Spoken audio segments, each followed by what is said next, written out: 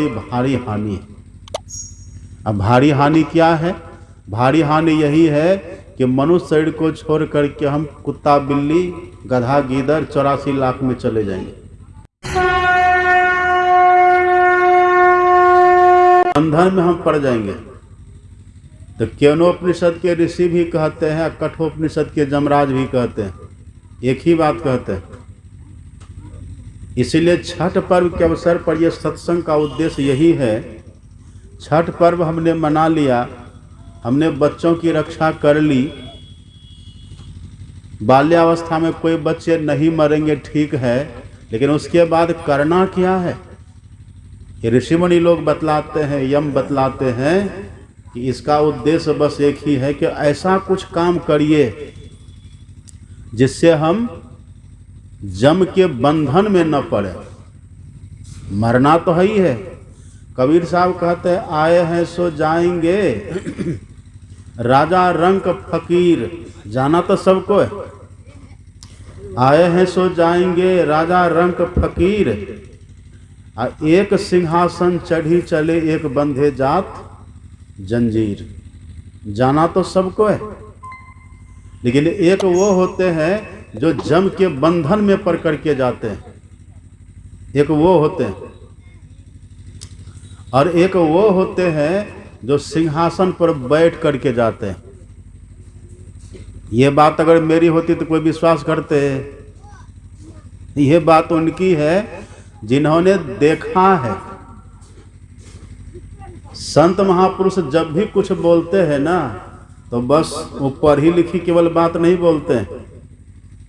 संत महापुरुष जो भी कुछ बोलते हैं तो देख करके अनुभव की बात कहते हैं। वही कबीर साहब कहते हैं कि मैं देखी हुई बात कहता हूं। दो तरह से व्यक्ति यहां से जाते हैं। इस मानव तन में रह करके जो ब्रह्म को जानने की कोशिश करते हैं, ईश्वर को जानने की कोशिश करते हैं, यदि जान गए तब तो वो मुक्त हो जाते हैं, परम मोक्ष को प्राप्त कर लेते हैं।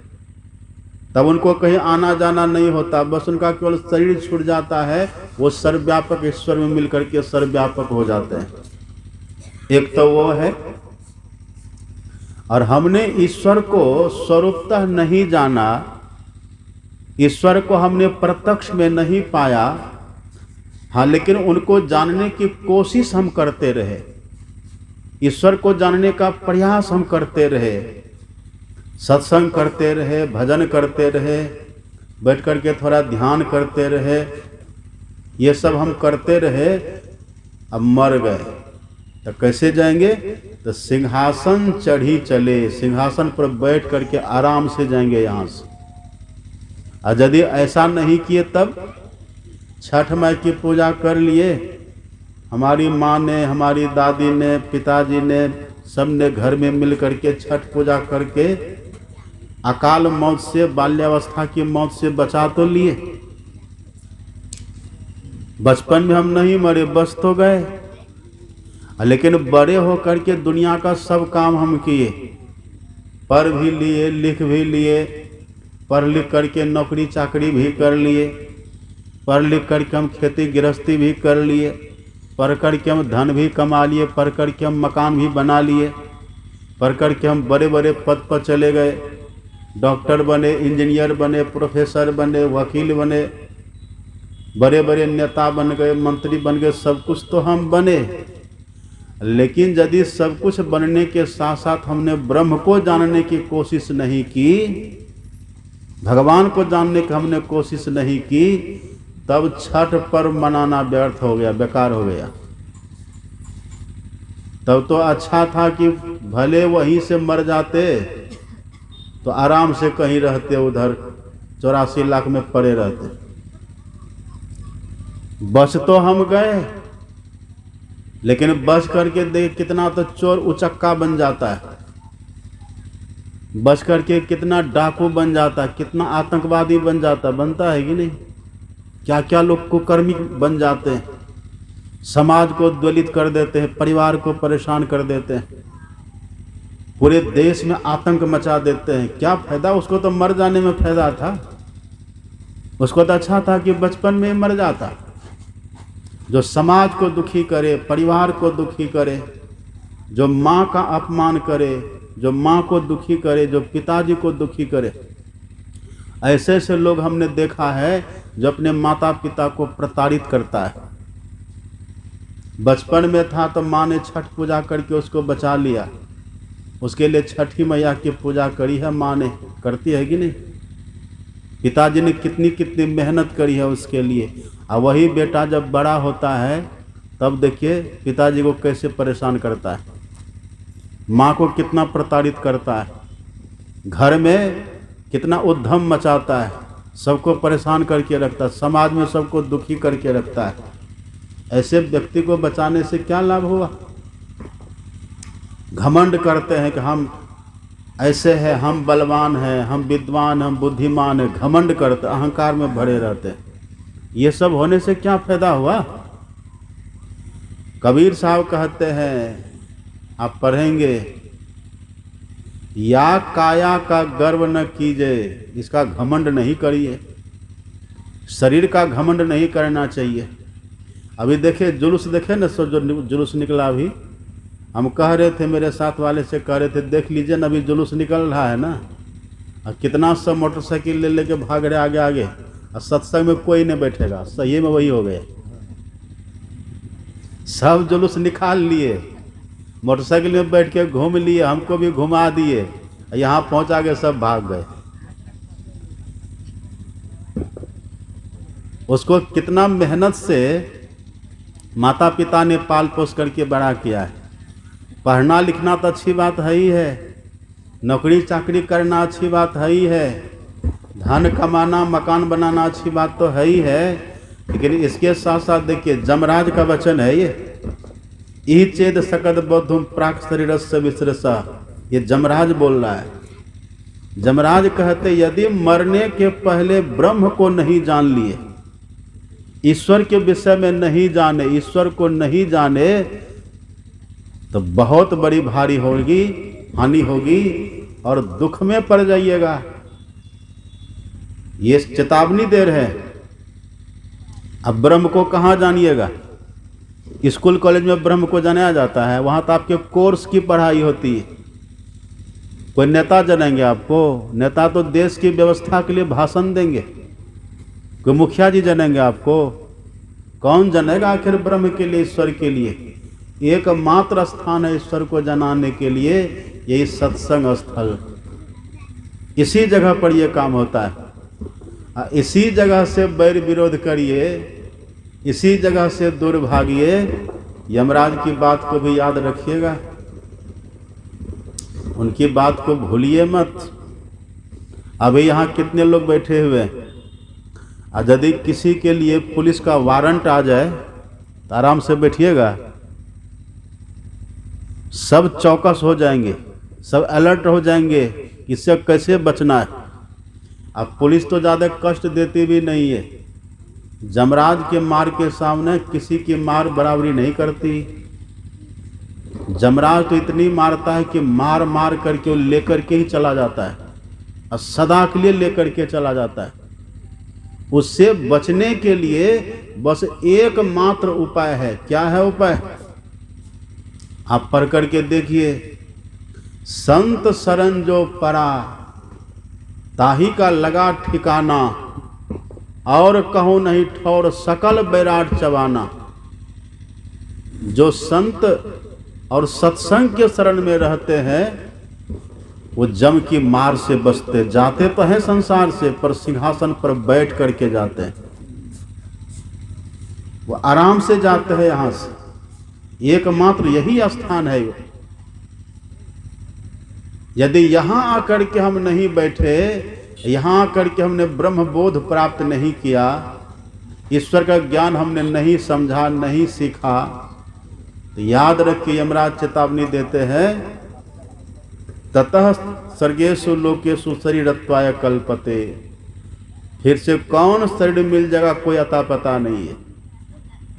अब देखते होंगे ना, रास्ते में लोग चलते रहते हैं, ऐसा ऐसा कीड़ा निकलता है बरसातों में, देखिए, देख के मन घिनक कर, मन में घिन भाव हो जाता है।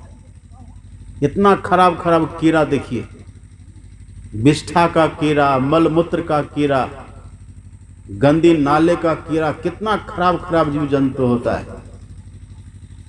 उसमें हम बहुत बार गए और तब ईश्वर की कृपा से अभी हम मनुष्य बने हैं। अब यमराज कहते यदि ये काम नहीं किए और इस देह के घमंड में बने रहते हैं तो याद रखें हम लोग फिर वहीं जाना पड़ेगा। तब वहाँ कौन रक्षा करेगा? अभी तो भूख लगती है तुरंत अनुकूल भोजन कर लेते हैं, ठंडी लगती है तो हम कंबल रजाई ओढ़ लेते हैं, अग्नि जला के ताप लेते हैं, हीटर चला लेते हैं, और गर्मी लगती है तो हम कूलर की व्यवस्था, पंखा की व्यवस्था कर लेते हैं, उस माहौल में रह लेते हैं। काम करते करते थक जाते तो विश्राम कर लेते हैं। हर तरह का अनुकूल व्यवस्था है ना। जैसा मन वैसा भोजन करते, जैसा मन वैसा कपड़ा पहन लेते हैं, जैसा मन वैसा माहौल में रहते हैं। हर तरह की सुव्यवस्था करके तब हम जीते हैं। और यदि हम ही मर करके कुत्ता बन गए तब वहाँ कोई व्यवस्था देता है? अब कल्पना करिए। इसलिए भगवान सुने थे कल आप, राम भगवान इसीलिए कह रहे थे बड़े भाग मानुष तनु पावा, असुर दुर्लभ सब ग्रंथ ही गावा। इस मानव तन की रक्षा के लिए है छठ पूजा। गाय की रक्षा के लिए कोई पर्व नहीं बना है।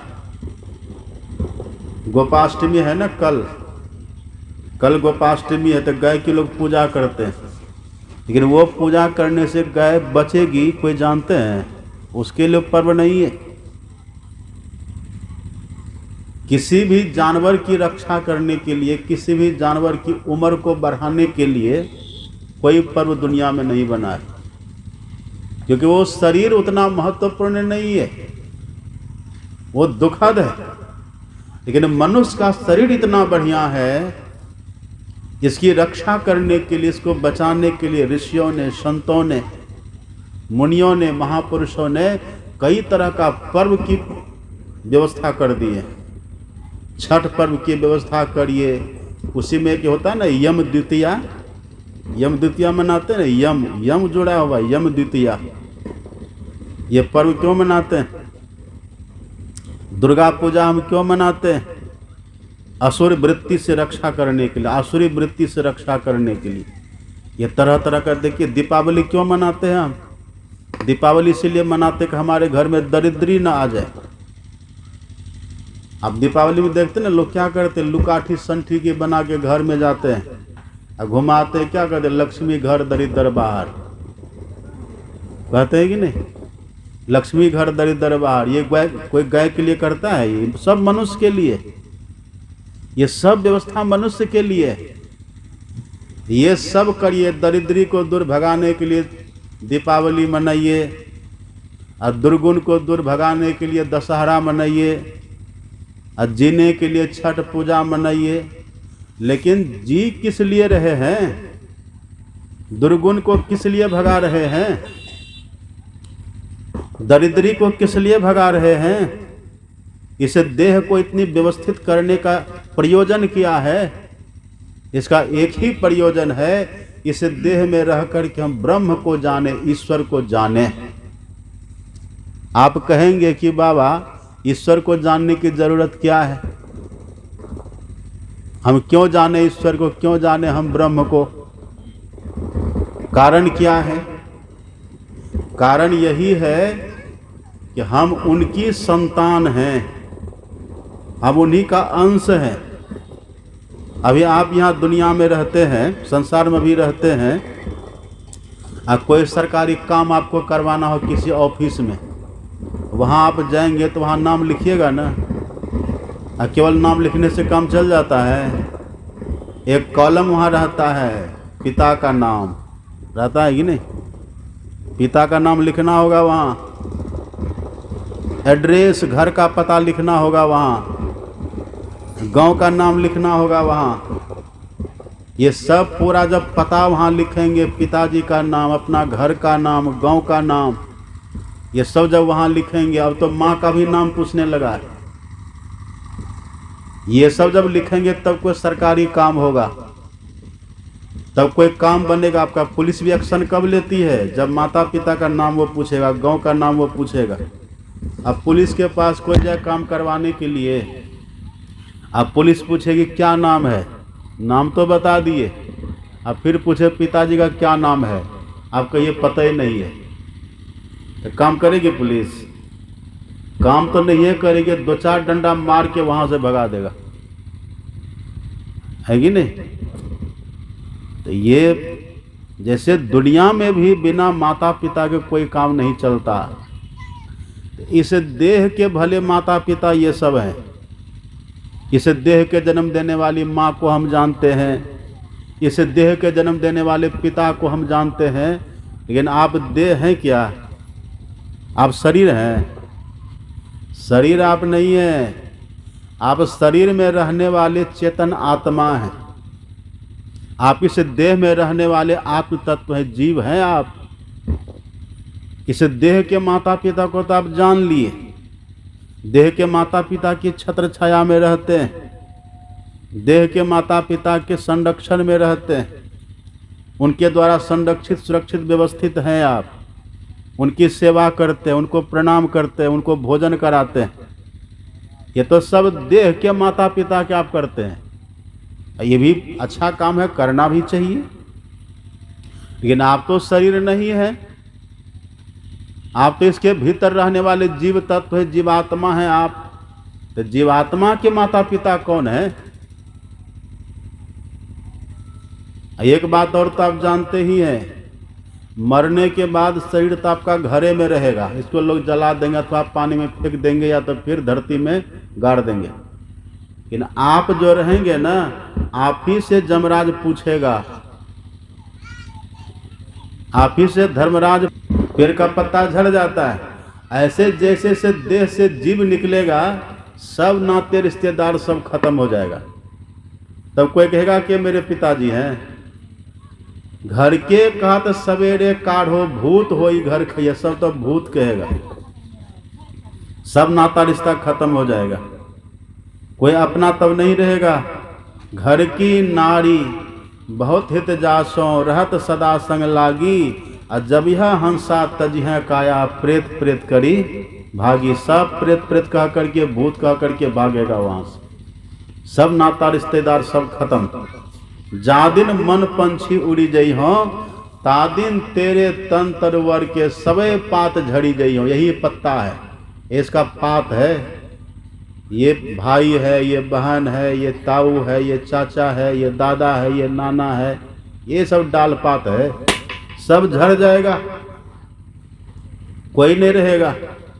अब वहां जमराज पूछेगा कि बताओ पिताजी का क्या नाम है, और यदि इस पिताजी का नाम कह दिए तो वहां फिर बचाव की कोई संभावना नहीं है।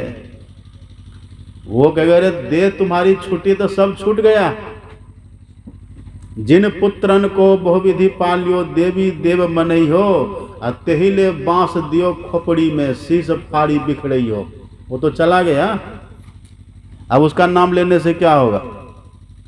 वहां यदि आप हिम्मत से कह दीजिए कि ईश्वर हमारे पिता हैं, ईश्वर हमारी माँ है, त्वमेव माता च पिता त्वमेव, त्वमेव बंधुश्च सखा त्वमेव, त्वमेव विद्या द्रविणम त्वमेव, त्वमेव सर्वम मम देव देव। यदि वहां ऐसा कह दीजिएगा ना तो रक्षा हो जाएगी। और आप पढ़िएगा भागवत में, परीक्षित जी ने सुखदेव जी से प्रश्न किया है कि गुरुदेव कृपा करके बतलाइए, अथ पृच्छामि संसिद्धिम योगिनाम परमम गुरुम, पुरुषस्य है यत् कार्य म्रियमानस्य सर्वथा। हे गुरुदेव कृपा करके आप ये बतलाइए कि व्यक्ति को क्या करना चाहिए, ऐसा क्या कर्म करना चाहिए जो मृत्यु के सैया पर पड़ा हुआ है। हम सब मृत्यु के सैया पर ही पड़े हुए हैं, कौन कम मरेंगे किसी को पता है?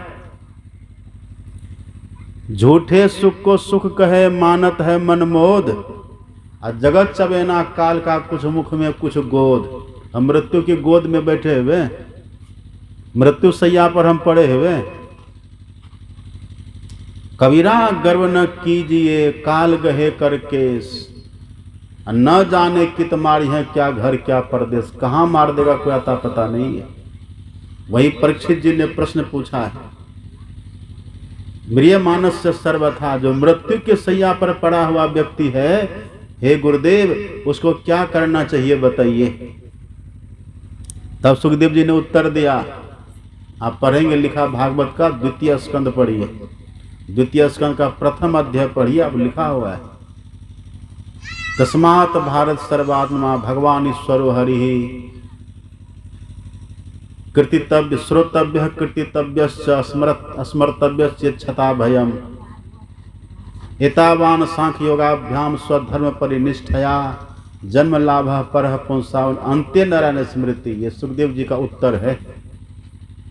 हे राजन, बस यही करना चाहिए मृत्यु के बाद कि व्यक्ति को भगवान की याद आ जाए, क्योंकि वहां पर वही पूछेगा मालिक तो क्या तो बता, वहां पर वही पूछेगा।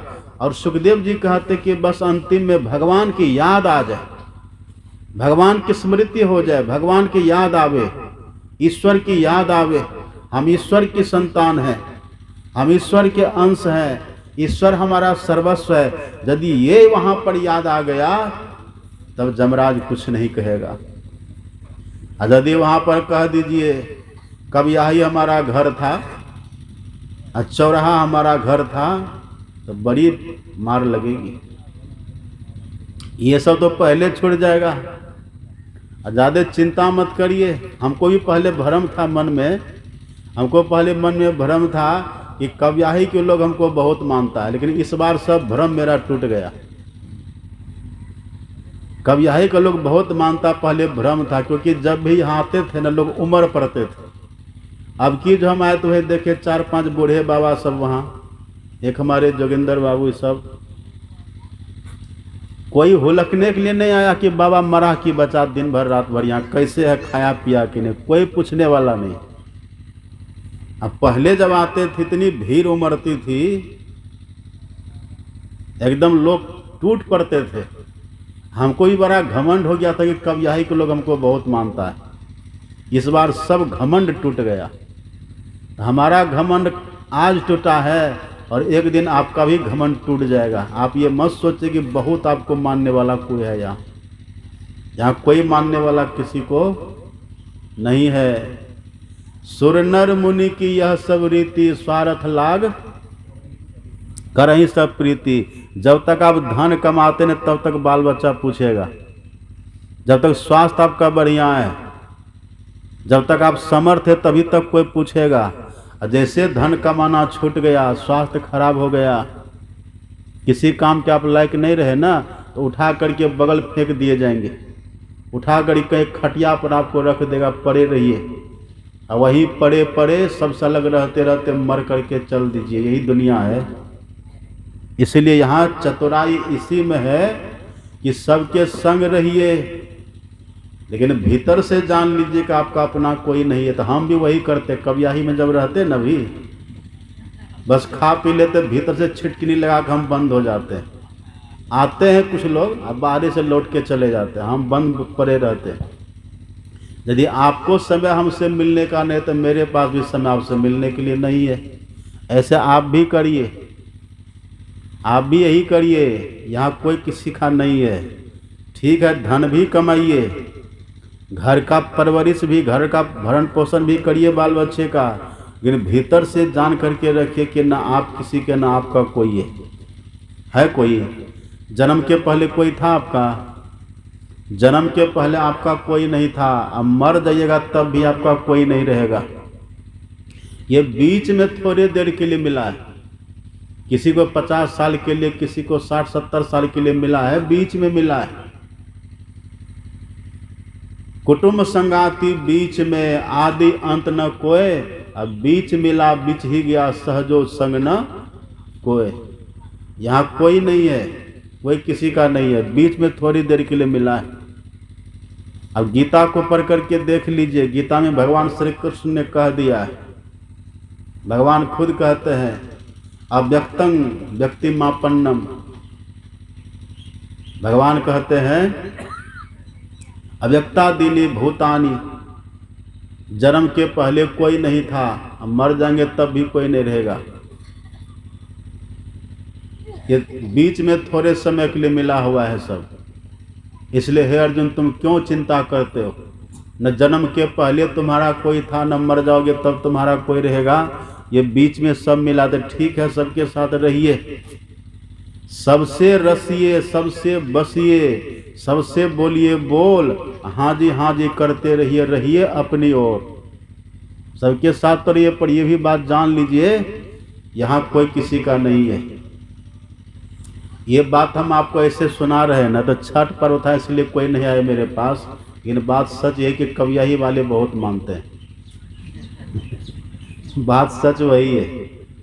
तभी छठ पर्व चल रहा, सब बिजी है, उधर सब लगे हुए हैं, कोई बात नहीं, लेकिन फिर भी हम भीतर से सावधान रहते कि इन लोगों के प्रेम में हमको फंसना नहीं है। सावधान रहते, मानते बहुत है। देखिएगा ना आज कितनी भीड़ होती है, तो कल अब लोक आस्था का पर्व है, ये सबको आस्था है तो करना तो है ही है, और हमको खुद इस पर्व के अवसर पर आना ही नहीं चाहिए। लेकिन हम यहाँ के जो युवक लोग हैं चौराहा के, इनकी बड़ी श्रद्धा है। एक ने पता नहीं क्या नाम है, कि बाबा आपका जो भागवत यहाँ पर हुआ था ना, सुने थे, बहुत अच्छा लगा था, और तब ये से मन में था कि हम भी सत्संग करेंगे। यहीं पर होंगे किधरों, नाम हम नहीं पूछे क्या नाम है।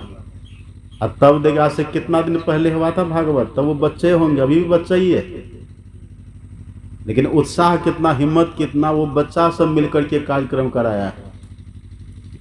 युवकों की देन है ये, बच्चों की देन है ये। आस्था तो ही है, प्रेम तो है ही है, लेकिन थोड़ा समय का चुनाव गलत हो गया। और 2-4 दिन आगे पीछे होता ना, तब यहाँ देखते। खैर कोई बात नहीं, इतना भी है तो कम नहीं है, ये भी कम बात नहीं है, भीतर से सावधान रहना है, भीतर से सावधान रहिए। सावधान, वही सुखदेव जी ने कहा है कि राजन अंतिम में भगवान की याद आवे ये कोशिश करो। और अंतिम में भगवान की याद आती है, इतना सरल नहीं है ये। जन्म जन्म मुनि जतन कराही, अंत राम कहा आवत नाई। जिनका जीवन सत्संगमय होता है, जिनका जीवन ध्यानमय होता है, जिनका जीवन ईश्वर के प्रति श्रद्धामय होता है, इष्ट के प्रति भक्तिमय होता है, उसी को अंतिम में इष्ट की भगवान की याद आती है। नहीं तो आना बड़ा कठिन है। जन्म जन्म मुनि जतन कराही, अंत राम कही आवत न। अंतिम में भगवान की याद नहीं आती। क्या क्या लोगों को याद आती है। एक बूढ़ा थे, एक बूढ़ा बाबा मर रहे थे, अब 5 बेटा था उनका, और सब बड़े बड़े पद पर, और मंत्रियों के पद पर भी। कितना मंत्री बना हुआ, 5 बेटा, कोई प्रोफेसर है, कोई डॉक्टर है, कोई मंत्री है, कोई नेता है, बड़े बड़े पद पर। अब बूढ़ा भी 1 नंबर का किसान, सैकड़ों बीघा जमीन उसके पास। और अंतिम में जब वो मरने लगे, वृद्ध हो गए, अब कल्पना करिए इतने समर्थ पिता, जितना इतना जमीन जोतते थे और बच्चे को पढ़ा लिखा कर कहाँ बड़े बड़े ओहदे पर, बड़े बड़े पद पर भेज दिए, वो वृद्ध है। अब वो बेचारे जब मरने लगे, खटिया पर पड़ा हुआ है, घर में सब बच्चे भी आ गए, जो नेताजी थे नेताजी आ गए, जो मंत्री जी थे मंत्री जी आ गए, कोई डॉक्टर थे वो आ गए, जितने जो 5 बेटे थे उनके सब आ गए, सब बेटियां आ गई। अब वो बूढ़ा घर को पाल पोस करके, घर की रक्षा करके सबको बड़ा किया था। घर की रक्षा व्यवस्था, खेत खलिहान की रक्षा व्यवस्था, बच्चों की रक्षा व्यवस्था, बच्चों को देखना सुनना, ये सब करके पूरा घर को उसने समृद्ध बना लिया था। अब मृत्यु का क्षण तो सबका आता है जीवन में। वो वृद्ध जब मरने लगे, खटिया पर पड़ा हुआ है, और सामने एक दीवार थी, उधर वो बारंबार इशारा करे, इसे हाथ दिखावे, और उधर ही गाय भी बंधी हुई थी। उधर जो दीवार की तरफ इशारा करे ना बार बार, उनके बच्चों के मन में हुआ कि लगता है पिताजी उधर कुछ धन गाड़ करके रखे। ये बच्चे के मन में हुआ, लगता है उधर कुछ ये धन तन कहीं घरा उरा में असरफी सोना चांदी गाड़ करके रखे होंगे, इसलिए पिताजी उधर बारंबार इशारा कर रहे हैं। डॉक्टर को बुलाया, डॉक्टर को बुला के कहते, डॉक्टर साहब देखिए मेरे पिताजी हैं, अब ये अंतिम सांस ले रहे हैं, अंतिम क्षण इनका बीत रहा है, लेकिन मेरे पिताजी बड़े पुरुषार्थी थे, ये बड़े परिश्रमी थे और बड़े संयमी थे, धन को बड़ा जोगा करके रखते थे, और इन्हीं की कृपा से देखिए हम लोग कितने बड़े बड़े पद पर चले गए, कितना सुंदर देखिए हमारा महल बना हुआ है। अब पिताजी देखिए उधर बारंबार इशारा कर रहे, इसका मतलब लगता है कि पिताजी कहीं पर कुछ गाड़ करके असरफी उसरफी रखे होंगे। तो आप एक काम करिए, पिताजी थोड़ा बोल सके बढ़िया से, कुछ ऐसी दवा है तो इनको दीजिए। तो मृत्यु का इलाज, मृत्यु की दवाई होती है। डॉक्टरों ने कहा कि देखो ये बचेगा तो नहीं, इनका अंतिम क्षण चल रहा है, हाँ लेकिन ये 2-4 शब्द बोल सकता है, कहा बुलवा दीजिए। पर वो दवाई बहुत महंगी, इंजेक्शन इनको पड़ेगा और हजारों रुपए की एक इंजेक्शन आएगी। यदि 1-2 इंजेक्शन इसको लग जाए तो इतनी ताकत इसके देह में आएगी कि ये बोल सकता है, 2-4 शब्द बोल सकता है। हाँ ठीक है तो लगा दीजिए। अब कीमती इंजेक्शन हजारों रुपये का, आपने सुना ना 80-80 हज़ार का इंजेक्शन होता, मैंने सुना है, ऐसे से इंजेक्शन होते। कहा तो ठीक है, तो जब पिताजी है यदि इंजेक्शन लगाने से बोलेंगे तो 80 हज़ार न जाएगा, आपके उधर घड़ा मिल गया तब कितना लाभ हो जाएगा। तो घड़ा के लोभ में पड़ करके 1-2 इंजेक्शन इसको लगा दीजिए। अब वही कीमती इंजेक्शन लाया, और जैसे बूढ़ा बाबा को लगा तो भीतर से एनर्जी, भीतर से एक उमंग उत्साह होता है ना, दवाइयों में ऐसा गुण होता है, ताकत आई, मुंह में बोलने की शक्ति, क्षणिक थोड़ी देर के लिए ऐसा होता है। तो जैसे बूढ़ा को इंजेक्शन लगा 2-4, और सब 5 लड़का उनका बैठा है बगल में, बेटियां बैठी है कि पिताजी पता नहीं किस घड़ा का नाम कहेंगे, कितना धन का नाम, कितना धन का पता बताएंगे। और जैसे इंजेक्शन लगा, बूढ़ा को बोलने की शक्ति आई, सभी बच्चों ने पूछा पिताजी क्या कह रहे थे, किधर घड़ा गड़ा हुआ है। कहा मूर्ख तुमको घड़ा का पड़ा है, देखता नहीं बच्चा झाड़ू चबा रहा है, वो गाय का बच्चा झाड़ू चबा रहा है, तुमको नहीं दिख रहा है। सभी बच्चों ने सर पीटा है, भगवान ने तो झाड़ू के लिए इशारा कर रहा था, और उसको बलवाने के लिए कितना रुपया का इंजेक्शन उसको लगा दिया, इशारा कर रहा था झाड़ू के लिए। ऐसा क्यों होता है? वृद्धावस्था में आसक्ति बहुत बढ़ जाती है, सुई से भी आसक्ति हो जाएगी, बहुत आसक्ति होती है, आसक्ति बढ़ती चली जाती है, यही होता है। अब वो बूढ़ा बेचारा उतना इंजेक्शन लगा, झाड़ू के लिए बोला, तो कोई उसको मानेगा? सब माथा पिट लिया है, ये क्या हो गया। अंगं गलितम पलितम मुंडंग दसन विहीनंग जातन तुंडन कर्धित कंपित शोभित दंडंग तदपि न मुंचति आशा भांडंग। और आशा बढ़ती चली जाती है, आंख में देखने की शक्ति नहीं होगी, पैर में चलने की शक्ति नहीं होगी, मुंह में बोलने की शक्ति नहीं रहती है, लेकिन आसक्ति भीतर से और बढ़ती जाती है, वही दुखदायिनी होती है। इसीलिए यहाँ पर सुखदेव जी कहते परीक्षित से कि राजन, अंतिम में आसक्ति भगवान से हो जाए, इतना काम करना। दुनिया के पदार्थों से आसक्ति न हो, व्यक्ति वस्तु से आसक्ति न हो, ये समझ लेना कि भगवान का दिया हुआ है ये भगवान जाने, हमको तो भगवान चाहिए, ऐसा भाव रहना चाहिए। और अंतिम में किसी तरह से अंत्य नरन स्मृति ही, उसके लिए चाहे जो कुछ करना पड़े, अंतिम में भगवान की याद आवे, बस ये प्रयत्न कर लेना, इससे कल्याण है। वही यमराज भी कहते हैं, इह चेद सकद बोधम प्राक शरीर से विश्रसः ततः सर्गेषु लोकेषु शरीरत्वाय कल्पते। यमराज कहते हैं इस देह के छोड़ने के पहले ब्रह्म का चिंतन, ब्रह्म का ज्ञान, ब्रह्म का बोध अगर ये है तब तो ठीक है, और नहीं तो कहते हैं बहुत खतरनाक बंधन पड़ने वाला है। एक ब्राह्मण देवता थे, तो ब्राह्मण देवता को घर में बड़ा परेशानी, कभी पुत्र के चलते परेशान, कभी पुत्री के चलते परेशान, कभी धन के अभाव की परेशानी, कभी कुछ तो कभी कुछ होते रहता था। उसे ब्राह्मण के मन में होता करे ये जीना बेकार है, चलो इससे अच्छा है कि हम मर ही जाते हैं। हाथ में फंसरी लिए चले गए जंगल फांसी लगा करके मरने के लिए। जंगल जैसे गए तो देवताओं के राजा इंद्र ने सोचा ये कैसा व्यक्ति है, ये कितना सुंदर इसको शरीर मिला हुआ है, ये ब्राह्मण है और कितना सुंदर है, स्वस्थ सबल शरीर इसका है, ये आत्महत्या कर रहा है। इंद्र ने सोचा इसको कुछ ज्ञान देना चाहिए, इसको कुछ बोध देना चाहिए। इंद्र वहाँ एक गीदड़ के रूप में प्रकट होता है। गीदड़, सियार जिसको आप बोलते हैं, गीदड़ के रूप में इंद्र प्रकट हो गए। अब वो ब्राह्मण के पेड़ पर चढ़ गया, हाथ में रस्सी की फसरी, एक छोर को पेड़ की डाल में बांधा, दूसरी छोर अपने गला में बांध करके वहाँ से कूदना चाहता था। तब यहाँ नीचे से वो इंद्र भगवान जो बने थे गीदड़, वो कहता ठहर जाओ,